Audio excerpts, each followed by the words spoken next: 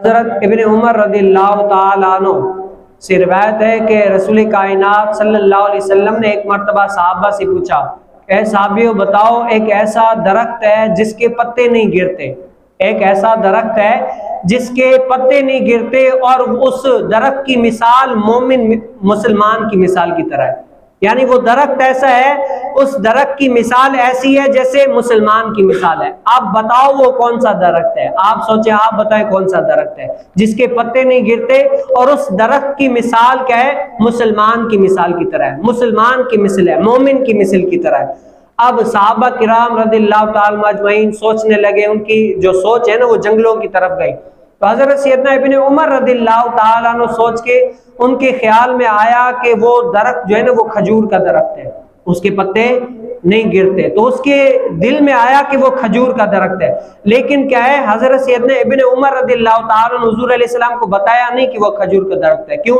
کیونکہ حضرت ابن عمر رضی اللہ تعالیٰ عنہ کہتے ہیں کہ میں نے دیکھا اس مجلس میں بڑے جلیل القدر صحابہ کرام رضی اللہ تعالیٰ اجمعین تھے، حضرت سیدنا صدیق اکبر، حضرت سیدنا عمر فاروق، حضرت سیدنا عثمان غنی، حضرت سیدنا علی المرتضیٰ، اسی طرح جلیل القدر صحابہ کرام رضی اللہ تعالیٰ اجمعین، مجھ سے بڑے بڑے صحابہ کرام تھے، تو میرے ادب نے یہ گوارا نہیں کیا کہ جب بڑے علم والے موجود ہیں تو میں بات نہیں کروں گا، تو وہ خاموشی سے بیٹھے رہے، تو صحابہ نے بڑی کوشش کی، آخرکار پہنچ نہیں سکے، تو حضور علیہ السلام سے عرض کی، یا رسول اللہ مجھے پتہ نہیں ہے، آپ بتا دیجئے وہ کون سا درخت ہے، تو حضور علیہ السلام نے فرمایا کہ وہ کھجور کا درخت ہے۔ کیا ہے؟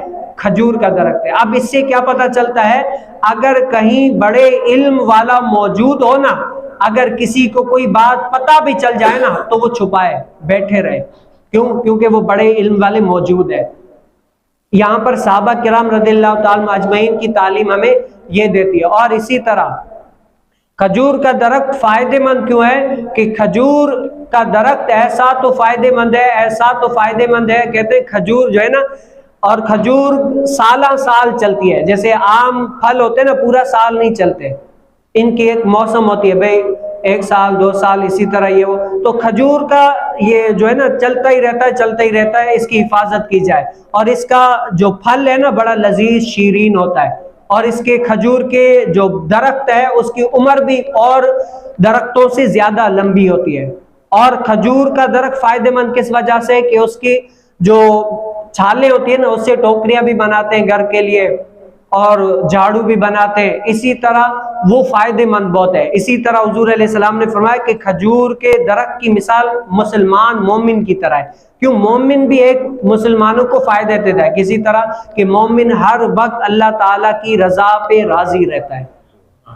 دنیا کے اندر اگر بندہ اللہ تعالیٰ کی رضا پر راضی رہتا ہے نا تو ہر وقت وہ اپنے آپ پر شکر گزاری کرے گا اور لوگوں کو بھی فائدہ دے گا، لوگوں کے دکھ سکھ میں کام آئے گا، لوگوں کو اسلام کی طرف دین کی طرف بتائے گا، ہر وقت اللہ تعالیٰ کی جستجو میں لگا رہے گا، اور اگر اس دنیا سے چلے بھی جائے نا تب بھی لوگوں کو فائدہ دے گا۔ کیسے؟ مومن بندہ، بھائی مزار کن کی بنتی ہے؟ مزار بنتی ہی اللہ تعالیٰ کے نیک اولیاء کی ہے، مزار بنتی ہی اللہ تعالیٰ کے مومن بندے کی ہے، عام بندے کی مزار تو بنتی نہیں ہے۔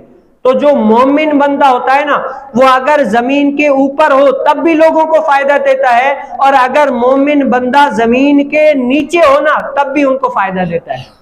مومن بندہ اگر کسی قبرستان میں مدفن کیا جائے نا، دفن کیا جائے، تو اللہ تعالیٰ اس مومن کے صدقے میں، اس نیک کے صدقے میں گناہگاروں کے اوپر عذاب اللہ تعالیٰ ہٹا دیتا ہے، اس نیک کے صدقے میں۔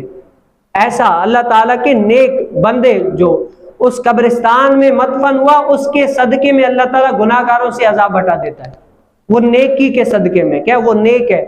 تو مومن جو بندہ ہوتا ہے دنیا کے اندر بھی لوگوں کو فائدہ دیتا ہے اور آخرت میں بھی، اور اس دنیا کے اندر بھی فائدہ دیتا ہے۔ تو اللہ تعالی ہمیں کیا کرے؟ دین کے ساتھ وابستہ رہنے کی توفیق نصیب فرمائے، اور جو دین اسلام کو جانتے، دین اسلام کو پرکھتے ہیں نا، ہمیں ان لوگوں کی مجلس اختیار کرنے کی توفیق نصیب فرمائے۔